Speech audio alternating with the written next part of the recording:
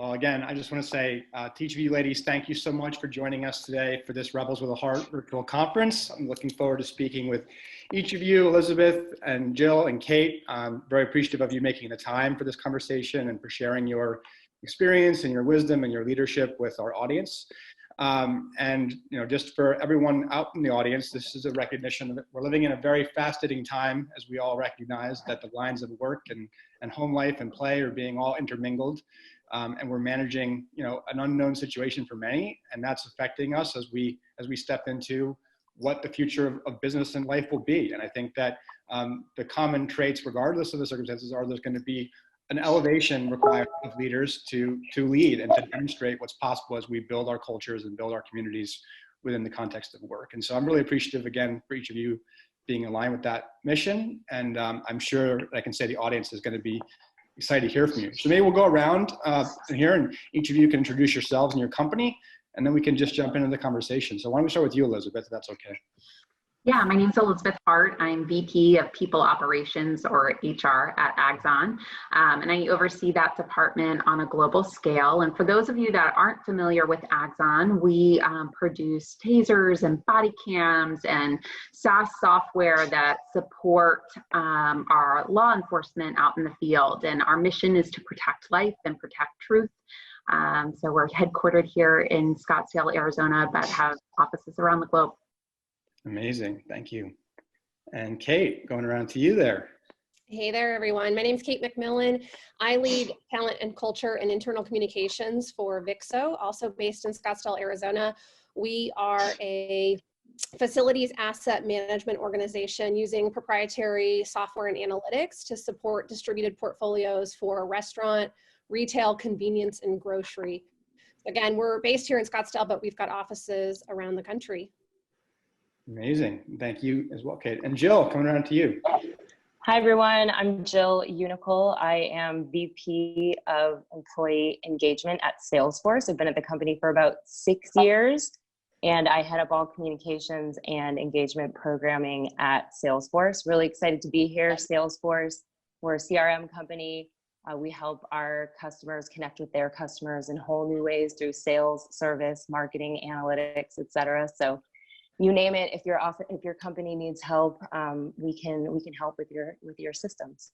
And I'm really excited to be here today. And I'll just throw out there, I am on my phone having work from home problems. So I'm going to do my best to stay connected. Yeah, we're going to come back around to that topic for sure. So, and again, I'm Derek Lundsten, CEO of LifeGuides. And so as a reminder for all of you, LifeGuides is a technology platform that matches human to human connection, so they can have a conversation with someone who's been through a life challenge to help that person work through the challenge in their life to be more happy, more effective, and thrive, both at home and at work, and help corporate cultures thrive. So the one thing I wanted to comment on for each of you that's really exciting is that all three of you are in the technology and software industry to some extent, and you're all women leaders in that context, which I think, I can say we're proud of our LifeGuides that we bring that diversity component, but you all are showing that, and your company leadership is also showing that. So I think that's really something to complement as well. And I would imagine is an example that's coming from your leaders, some of whom I know directly and some whom I know indirectly, but I just wanted to say that as well. So that's very cool. And we can jump into that topic. But one thing I want to come back to right at the bat is something that Jill, you mentioned, is this whole concept of work from home, and we're all on Zoom, and we talked about the Zoom challenges coming in. Talk to us about how the work from home culture has changed the way that each of you is doing business now in your companies, and how you're adapting to that, both within the context of COVID and now as we start to think through what's next. Yeah, well, I can start with that one. I think it's been pretty awesome to see how quickly we've been able to adapt working from home. Salesforce has always had a bit of a work from home culture, which is pretty cool. We have about 7,500 employees around the world that work from home all the time. So I think one of the things that's been really interesting about us all having to pivot home, and actually in some countries and some markets, it's easier than others, right? We're very fortunate, or I'm very fortunate where I live, to have space where I can go and work in my home. Not everybody has that. So I think everyone's kind of been having their own challenges, but it's also helped the people who work in the office all the time kind of appreciate what it's like to work from a different part of the world and work with people when they're in a different situation working from home. So I think from a collaboration perspective, it's been really interesting, but in a lot of ways, I think it's helping.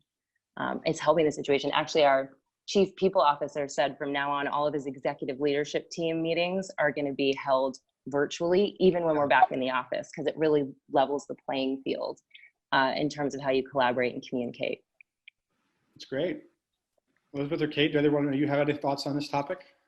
Yeah, I think it's really challenged us to think about how to find efficiencies via technology, via systems and tools. You know, how do you do a whiteboarding session with your engineers? Well, you can pull up kind of a whiteboard session now in Zoom and do that easily remotely. And so it's really opened up a lot of our leaders' minds as to how well working from home can truly work. And I think that's been great. I think it's also forced leaders to be more flexible. I think a lot of parents are struggling at home, balancing kind of the work-life balance, right? Having to educate their kids at home. And so it's really forced us to think about how can we think through kind of flexible work arrangements as far as time and getting your work done, et cetera, and challenging kind of that standard 9 to 5 time frame. So I think it's really been a great learning opportunity for our organization, and it's only encouraged us to work better, faster, and more efficiently. Yeah, I'm glad you mentioned that as well, around the flexibility and around parents as well. I mean, Kate, I mean, you mentioned you have twins that are young, and I think a number of us on this call are parents and are working through this dynamic. I mean, I'd love to hear your thoughts on how you, there you go, in the background, how you personally. Background, here he comes. Sorry, exactly. guys. That's perfect. And how you personally are managing this balance, right, of working from home and having young children and being around all the time, and then also for your teams, right? And how is that working? And what are some of the new things that you've implemented to manage that for both yourself and for your people? Yeah, I mean, flexibility and empathy are the name of the game. From the very get-go, you know, we acknowledged, hey, this is, you know, super weird times, and none of us, you know, there's no playbook for this. And so we've got to just take it day by day, and we've got to do what works for every individual. So I'm fortunate that I have a leader in an organization that, you know, supports that flexibility, and we're coaching our leaders and giving them guidance as well, trying to create the playbook that doesn't exist around, you know, how do you sort of adapt and make sure that your folks are able to have that flexibility and balance. You know, I've also it's been a really interesting exercise with my partner, my husband at home, to, you know, shuffle around the schedule and take shifts and do whatever we have to do to sort of get through the day. Definitely challenging, and similar to the, you know, working with remote tools, it was a big shift for our organization. We were not previously working from home. So we've had to help coach and get people set up for success in that way. And one of the biggest challenges we're finding is exactly that, the balance of when to step away from the computer at night and to stop. So how have you communicated? And any of you can jump in. Have you implemented any type of systems or processes, or like what have you done specifically to encourage people to find that balance and then create that you know, perspective for them? You mean find balance just working from home and not spending too much time? Especially for the people who may not have done it. Like you mentioned that you have people who are now being exposed to it. So how's that, you know, how have you helped educate them on employing that? It's definitely been challenging, I'll say, just for people who aren't used to the routine. It definitely took a few weeks for people to settle in. One of the things we did as a company is we actually implemented twice a day well-being breaks. And so we bring in speakers and we encourage employees to just unplug, stop for a second, and, you know, learn something new or meditate or whatever it is on the day, whatever the flavor of the day is of the speaker that we bring in. But having those kind of breaks has been good. Yeah. And then also just encouraging days off. Like our chief people officer is giving our entire department a day off in about a week, and just saying, you know what, you got to step back, you got to unplug, and really giving people permission. I think permission is the biggest thing. Yeah, we are doing something similar to Salesforce. We're bringing in outside speakers. We've had Dr. Carmona, who was a former Surgeon General of the US. We've had CDC speakers.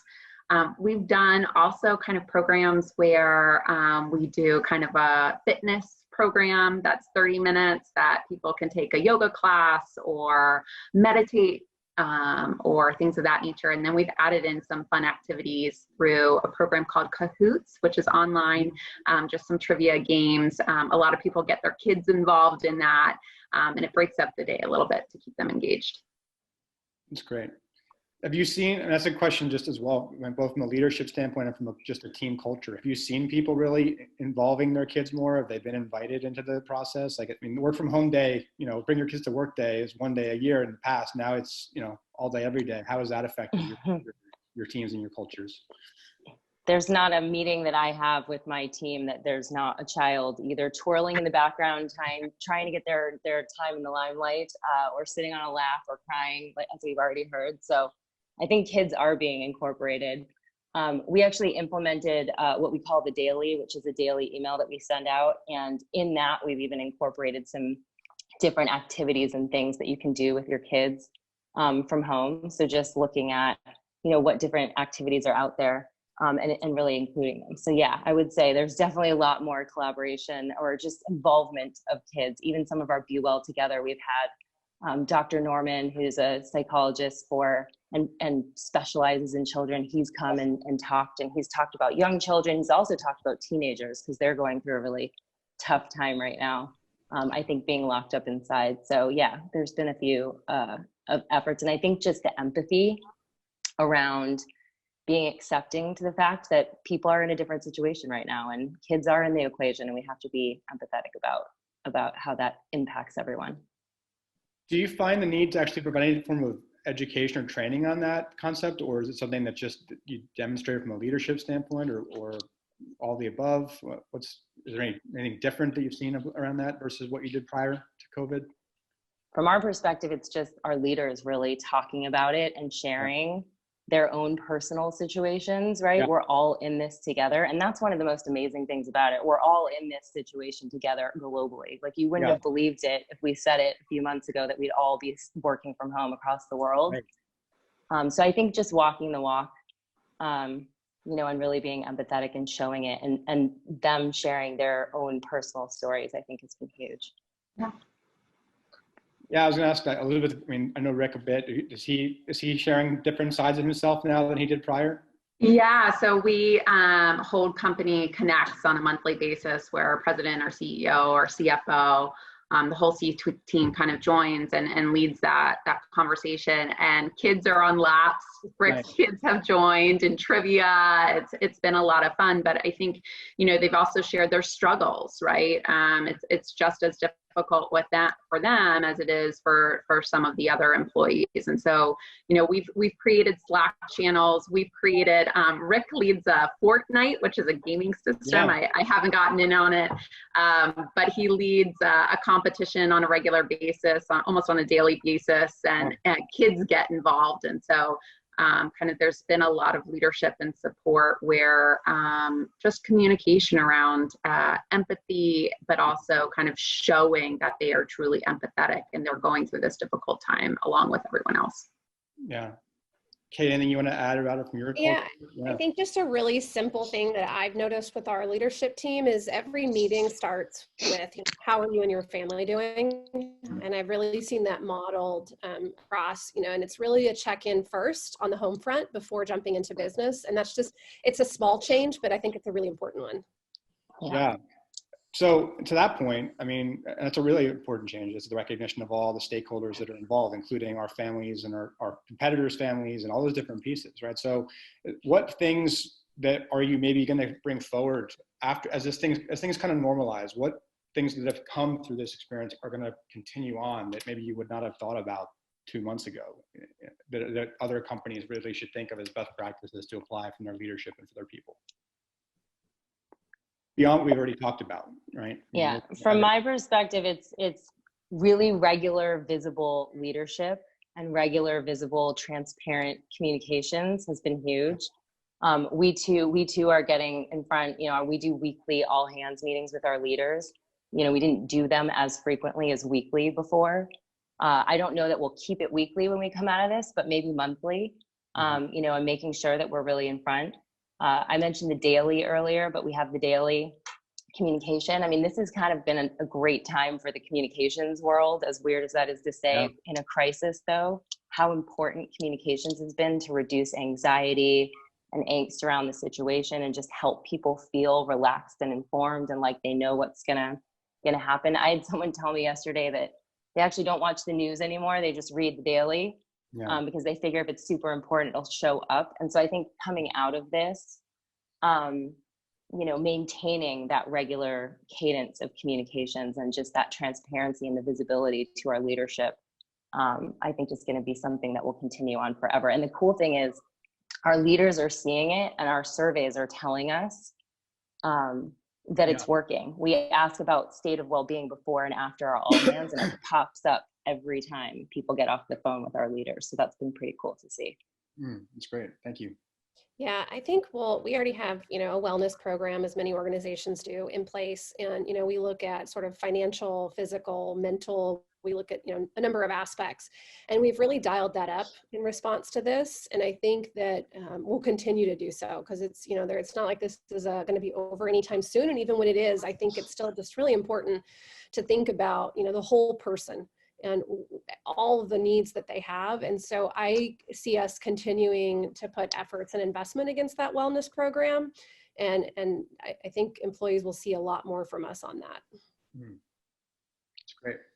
Elizabeth, anything you want to add from your standpoint? Yeah, I would kind of just echo kind of what Kate said. We've doubled down on some of our wellness programs and mental health, specifically adding more additional mental health benefits for our employees. We've also actually given access to our clients as well as our employees access to a sleep app to help them sleep better. Again, tying back to that mental health, and then providing some parents with some childcare support where needed, just dependent upon role and if we're unable to be flexible in the time that they're working, et cetera. So again, I don't think this is going away anytime soon, unfortunately. I think this, we are going to be dealing with this problem a little bit longer, this pandemic a little bit longer. And so it's really important that we're supporting the health and well-being of our employees. I think it's interesting too, just you mentioned them there, and I think it's coming back to it. You mentioned supporting your clients as well. I mean, I think that's an interesting component. And I know what I've seen recently with work.com that Salesforce is doing. Yeah. I think it's cool to hear from your standpoint of what you actually are applying in terms of practical solutions to support your community and the people that you serve beyond just your teams, and how the people function, or HR function, is playing a role in that. That's very encouraging from my standpoint to hear that. So. Yeah, I mean, our mission is to protect life, right, and make the bullet obsolete. And our clients are on the front lines of that. And so we've gone above and beyond in giving back to our communities, to agencies. We've donated PPE to over 7,000 agencies. And we want to really make sure our front lines are protected just as much as our employees are. Yeah, we've been the same, making like $7.5 million in grant donations and making sure we get PPE to the people who really need it. That's been huge. And then from our customers, I guess working in a company like Salesforce, it's been pretty awesome to be part of that like solution for our customers, and a lot of companies out there. They turned to us to kind of help them figure out, how do we shut down and how do we get out of the workplace? And now with trying to get back in, I mean, I meet on a daily basis on a steer code, just talking about how are we going to do this. And now we've launched work.com, which you mentioned, but that's going to be a really great technology and set of solutions that we have that's built on our platform that's going to help get people back into the offices. And so it's been pretty cool to kind of be part of that solution, and pretty exciting. And we're going to be able to use it ourselves pretty soon here. We're going to start testing it out a little bit. So that's pretty exciting. That's great. So kind of coming back, you made me think of this for a second. So for each of you personally, what led to you getting into HR, for lack of a better term? I'll start with you, Kate, on that question. How'd you get into this line of work? Back to this Rebels with a Heart function. Yeah, so I always knew I wanted to be in the helping profession. I always knew I wanted to be in service to others. But I also have this very high need for achievement and driving results. And so I didn't quite want to go the social work route. So leading, talent and culture and helping to develop leaders and organizations, I just kind of fell into it. And I absolutely, love what I do. And just helping shape intentional cultures and helping to develop leaders. I was brought into Vixxo about 18 months ago to really help lead part of our HR transformation, or our people transformation. Yeah. And so I think that's a great word, transformation right now, right in the midst of one. So I feel really fortunate to sit at the people and culture communications kind of intersect right now and watch all of this unfold and be part of that. So just before we go back around each of you and your personal story, I want to dig into that. You mentioned that transformation word. What did that look like? What was the vision of what that was going to be even before COVID, right? And how has that now influenced what's going to happen following? I mean, because I would imagine if it's 18 months, there was a lot of work that you were doing to truly change your business or change your approach to people. So talk with us about a little bit about that, Kate. Yeah, I mean, pretty basic at its core, but really how do we put people at the center of everything we do so that we can be in better service to our customers and drive growth. And so we really just looked at the end-to-end employee experience and all of the touch points. And then we got really intentional about designing each of those touch points. Where was it today? What's best in class?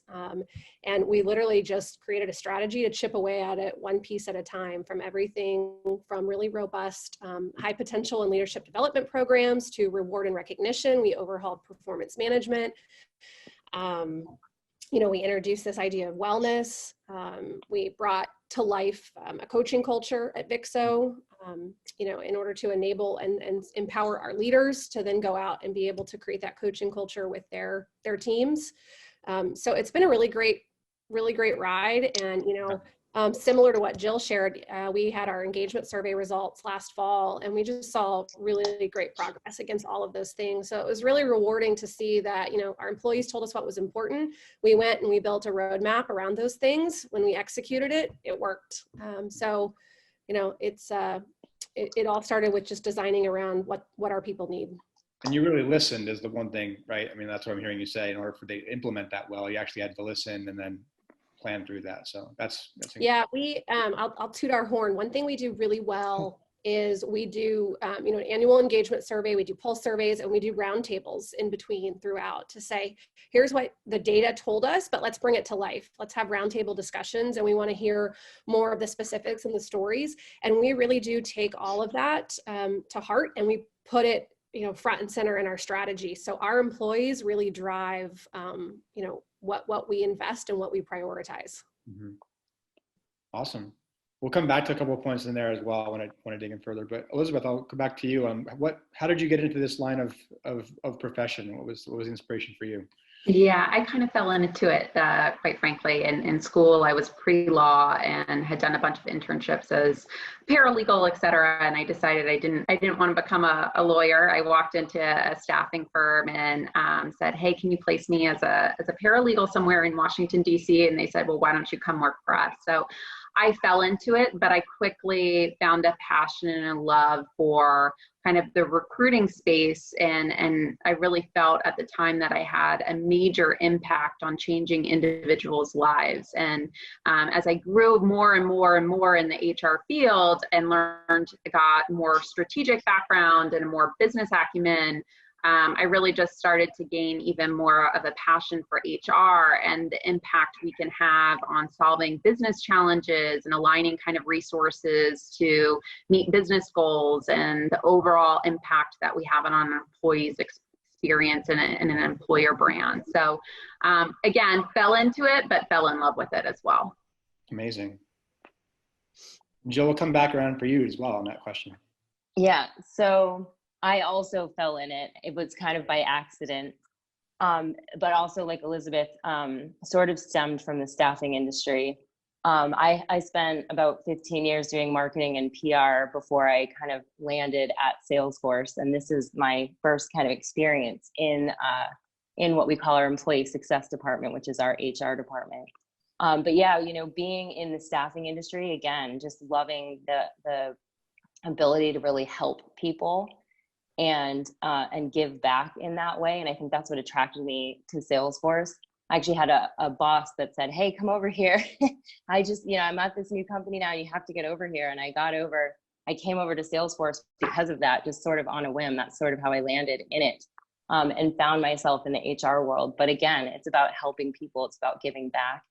And, communications, which is a function that I've really been able to build at the company over the last 6 years. It's so incredibly important. And in times like this, as I mentioned before, people are really depending on the information that we're giving them, and being able to look at all the things that our company is doing, not just for, you know, our customers and our employees, but for the world, and being able to be part of amplifying those messages and sharing those messages and getting people really jazzed about, you know, what it is that we do and how we do what we do, and really thinking about our customer success. I know that was mentioned before, but, you know, thinking about what do your customers really need, what do your employees really need, listening to that and using that to drive everything that you're doing. I'm just incredibly passionate about it. And, you know, I think I guess that's what I would say. I'm just incredibly passionate about all of that. So it's been I don't know how I got here, but I'm really happy I'm here now kind of experience for me. So, but all three of you kind of highlighted this a little bit, and I wanted to jump into it. What do your leaders do to really galvanize your teams around this mission? I mean, I know personally, Axon and Salesforce, you guys both have very clear, big missions, and your leaders are out there really beating the drum.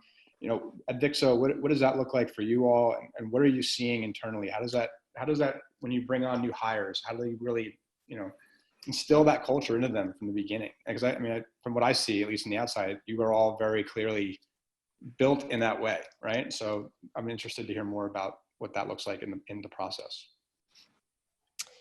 Yeah, if I'm understanding your question right, I mean, I think it starts with, first of all, having a really well-defined, you know, sort of purpose, vision, and values, and then having really robust onboarding that helps people understand and come along that journey. And so part of, you know, our process kind of innovations, you know, through the better part of last year was, what does that journey look like, and what are those touch points to get people really connected with this? And so, you know, it sounds really simple. We do a lot of one-on-ones with senior leaders as part of our onboarding. We're small enough that we have the luxury of doing that. So, you know, we're able to have pretty much every new hire meet with at least a handful of our C-suite members, and to be able to kind of hear firsthand the story of Vixxo, the purpose, the vision. We do workshops on bringing our values to life. We have all kinds of resources within our, you know, internal learning system to bring our values to life. But you'll also just see that we use our values in the context of our communication. So you'll often hear us reference things in the spirit of, you know, we will talk about something, we will talk about a value in our communication. We do regular trainings. We have knowledge drops for leaders once a month, and we have skill ups for all associates once a month. And those are just these little micro sort of, you know, learning burst to gain new skills and to have a conversation. And we make sure that we infuse our vision and where we're going and our values into all of that. So our employees are hearing it on a really consistent basis. And so that storytelling really brings it to life. Mm. Yeah, it's similar for us at Salesforce. We've kind of reimagined our onboarding process. Actually, I guess it was about 5 or 6 years ago as well. And now we just have, you know, we kind of immerse people very quickly on day one in all things Salesforce. It's not just, here's your computer, you know, here's what you need to know to get going. It's, you know, we deep dive into our values and our company and our culture and how that works. And then we get people actually volunteering on day one. And then we do it again, you know, within our first 90 days, we have kind of a Becoming Salesforce event.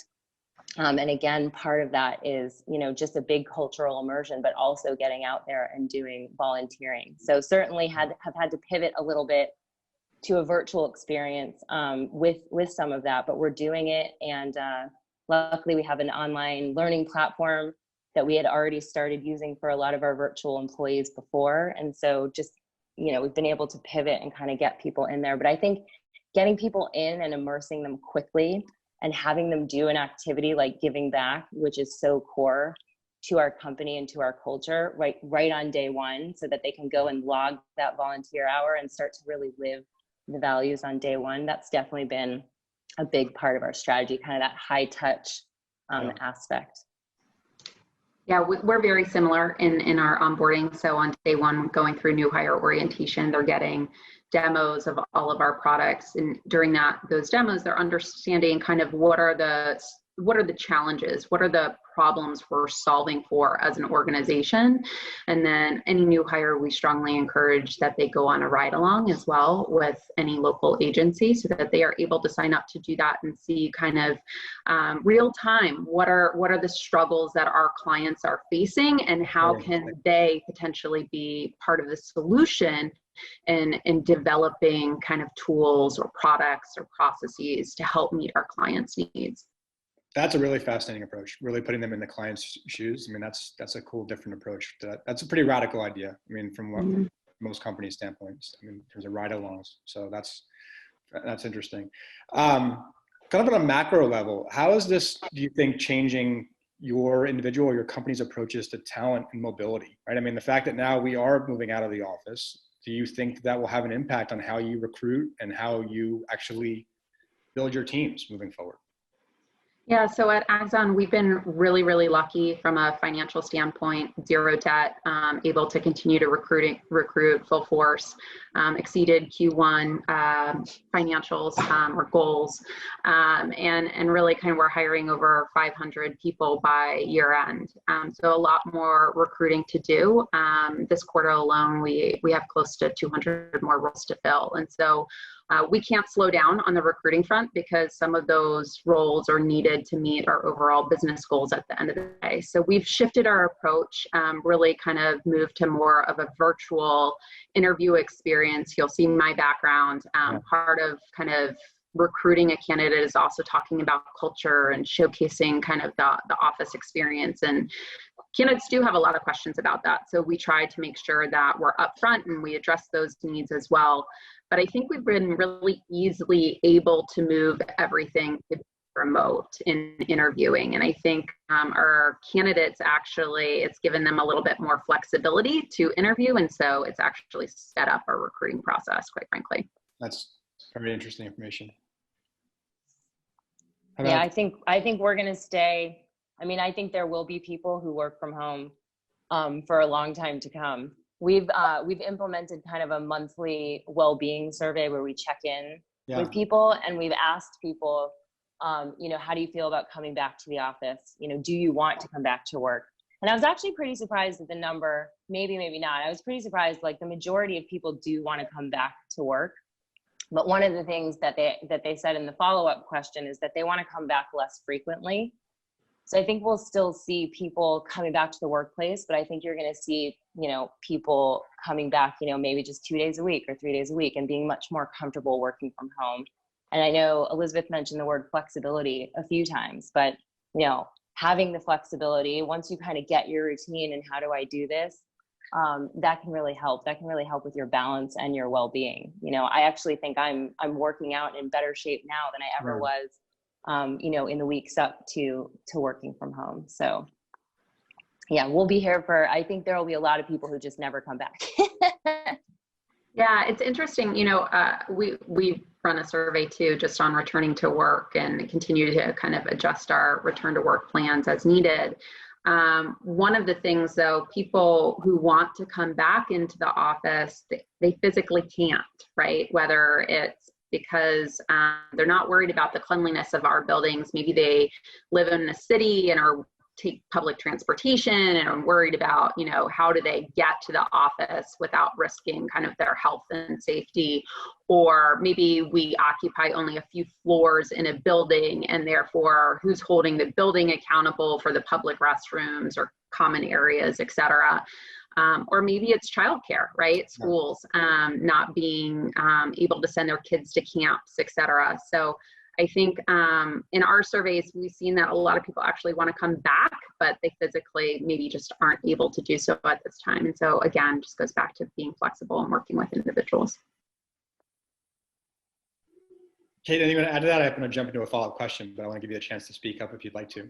I think it's been covered. Yeah, cool. So how is this changing the relationship with time? I mean, just how your companies look at time, right? In terms of like, you know, we had a 40-hour work or, you know, the 40-hour work week, and it was Monday to Friday, and now all that seems to be going to the wayside, and everyone's adapting real time around these schedules. How is that fundamentally shifting as you look at, you know, just work hours and work productivity and expectations around communication and deadlines? How is that changing, if it's changing in your context? But I would imagine it would be, just as some of the things that we were talking about. And how do you think that will continue to change? The days are blending together. Yes. We had Trevor Noah speak, and he talked about, he has some spot where it's like mixing all the days together in one. I won't try it because I won't be able to do it as well as he did. But I think the time's blending. You know, our surveys also show that people are working longer hours than they ever have. And so that's where we are starting. And, you know, people mentioned mental health earlier. The struggle is real, and it's there. The mental health is there for a lot of people, way more than usual are experiencing mental health right now. So I think really just encouraging people to take time and to not work around the clock. I've been making it a point to make sure I'm not emailing people at crazy hours, for example. I mean, you got to lead by example. I took a Friday off a couple of weeks ago, and I told someone else on my team, take it off. And she said, well, are you really going to take it off? Are you really? And yeah, I said, yes, and you should too. And that was even more motivation for me to make sure that I did not check my email and that I did not send one communication the whole week, because you have to lead by example, right? So yeah, but who knows what day it is today. I'm lucky I made it on this call. Exactly. Yeah, we've been doing some preliminary work on kind of building out personas of, you know, like perhaps one person has half the team that they did, and, you know, they're being asked to do more with less, or have they inherited, you know, a group of people as a result of a restructure? You know, are folks feeling burned out? You know, just trying to understand all the different mindsets. And we're still trying to kind of get our arms around that and then come up with solutions and ideas for each of those people. We found, just for us, you know, we do a lot of playbooks. We produce a lot of playbooks with just talking points for leaders on how to have a really great one-on-one around this, and how you might, you know, get someone to speak up who might otherwise not. So we're just kind of exploring all of that right now to understand what the time management and productivity challenges may be by group or by individual, and then come up with unique solutions for each of them, or ideas. So let me go to open up to the audience here. We've got a couple questions that are coming in. So this would be going. So the comment, this is such a great conversation. Thank you.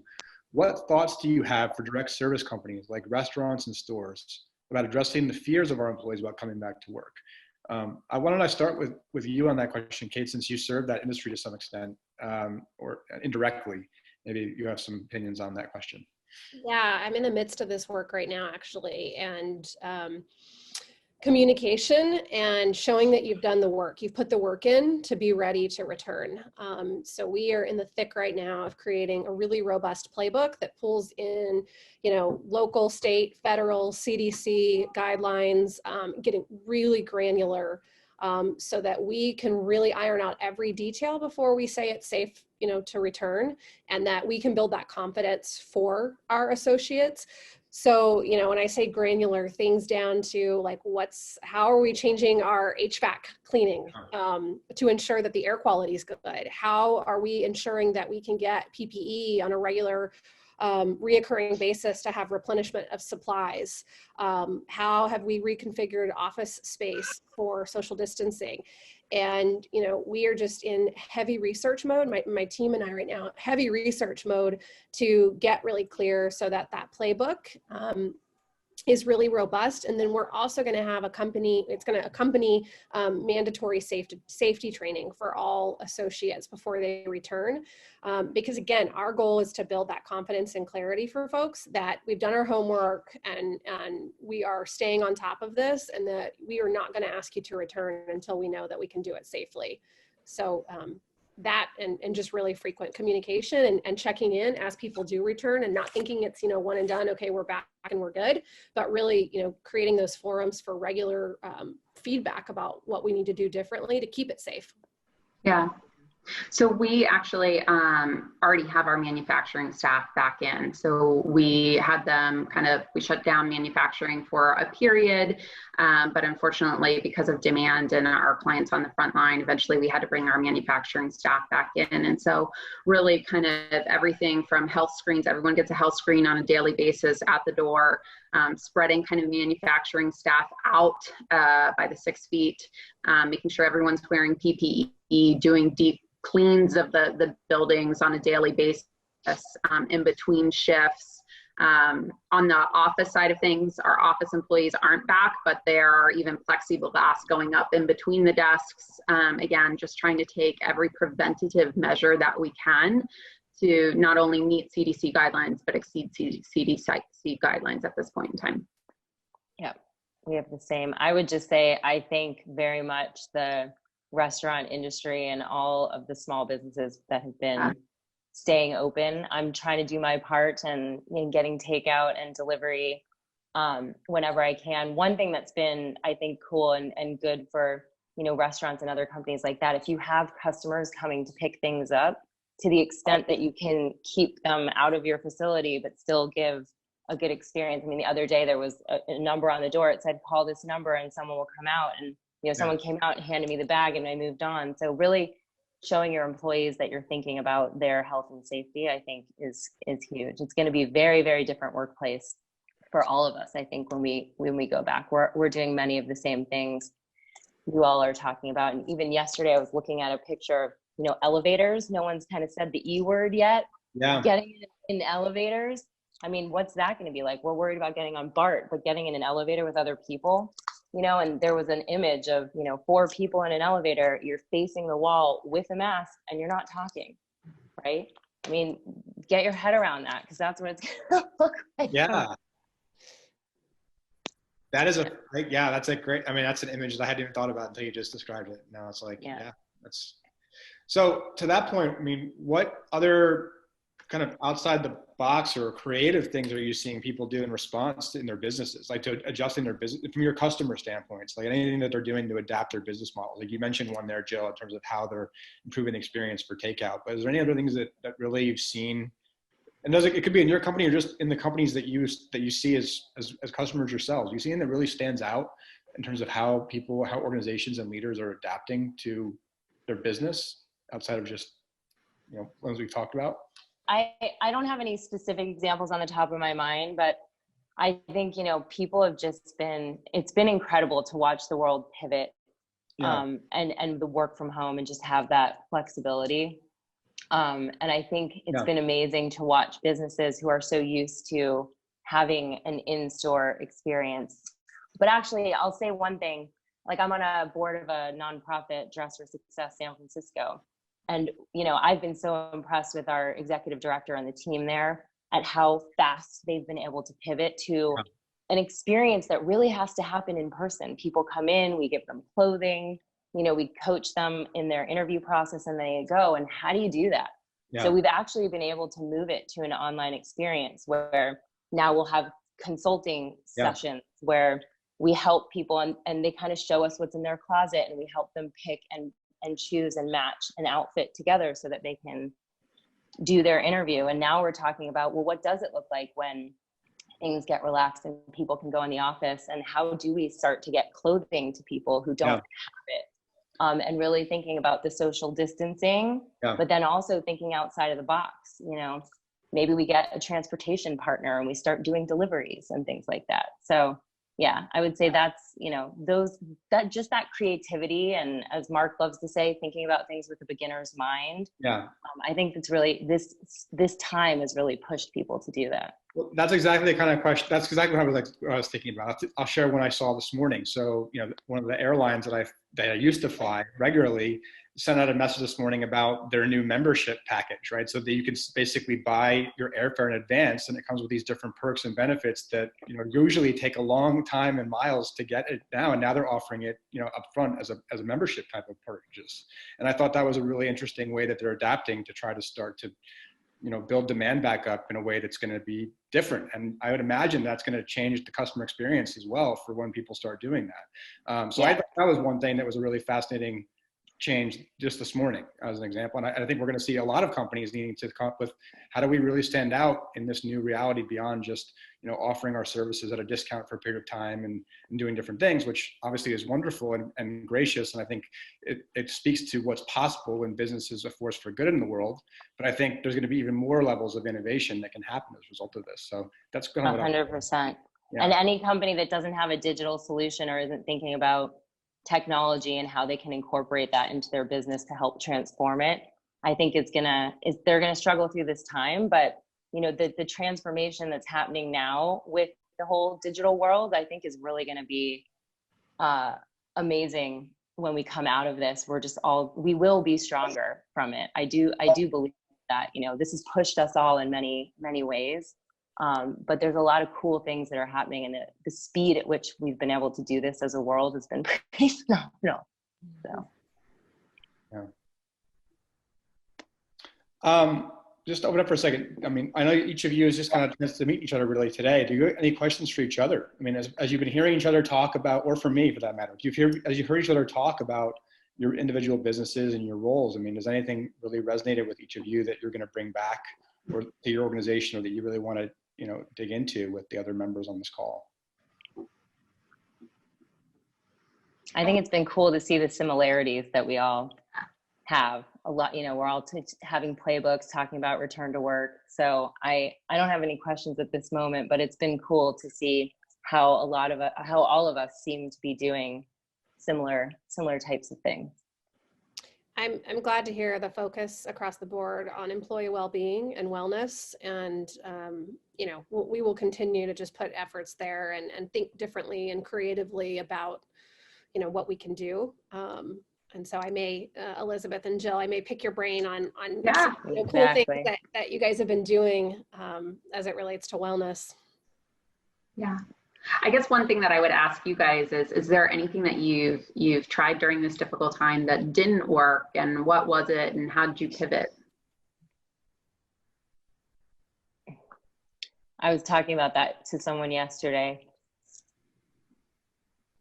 We've been lucky, like nothing big hasn't worked. I would say one thing that did kind of come to mind for me is, in the beginning, we all talked about surveys and taking a pulse and really listening. And we had different things going on. So we have our, daily check-ins, and we have our weekly all hands calls. And then we have our regular surveys that we do twice a year. And then now we implemented this monthly well-being survey. And we wanted to know, how are the all hands going over? How are the well-being breaks going over? And so we started doing these daily pulse, surveys, if you will. And it just seemed so much like every day you're trying to put it out there and asking people, and people were just trying to balance their lives. And so I think backing that out a little bit, now we do a weekly survey on our all hands. And then we do our monthly well-being survey. So we do a little bit of that.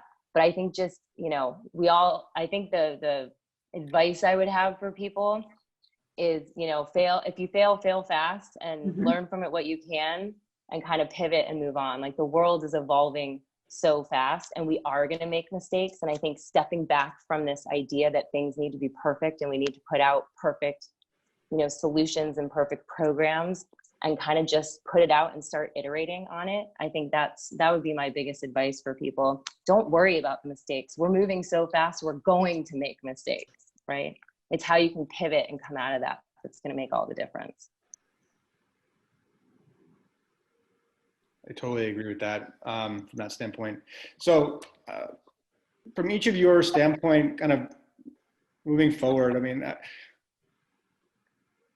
how do we use business as a force to do more good, right? I think this is the focus of this conversation, this whole initiative is changing the rules, be a rebel at heart, right? I mean, where HR people is being elevated to have a seat at the table, right? To really inform strategy. People are looked at as a real asset in a business, actually being measured financially now in a way that didn't exist a few years ago. And I think one thing I want to comment, and you mentioned this, is that I don't think it's common necessarily that all of us would be so aligned. I do think, from knowing companies leaders I spoke to in my career, I do think that we're still on the front end of that curve, right? And so I would love to get your thoughts on how do we step up the game even further? How do we be pioneers in this space? And is there something that you each are doing to really stand out? So, and I know we're coming close to the end, so I kind of want to use that kind of as a wrap up platform question.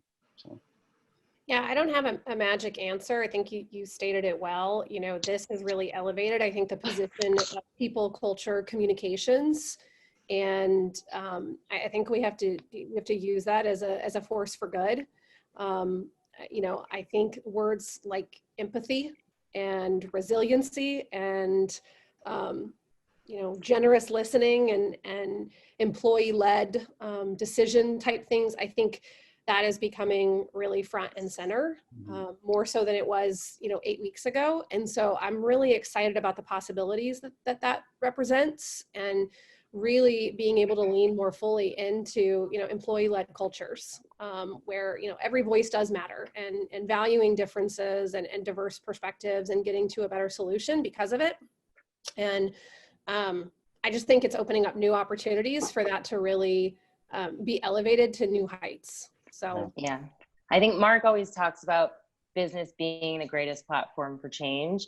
And, you know, I mean, Salesforce has, I think, we're at like 50,000 employees. So getting your employees involved as well. Like the company's been doing a lot, but we've been thinking about how do you, I mean, we always think about this, but even now, mobilizing our employees and having, you know, and kind of encouraging them to get creative. There was one leader in New York that actually like ended up shaving his head. He needed a haircut, and he told his team, like, let's do this. I'll shave my head.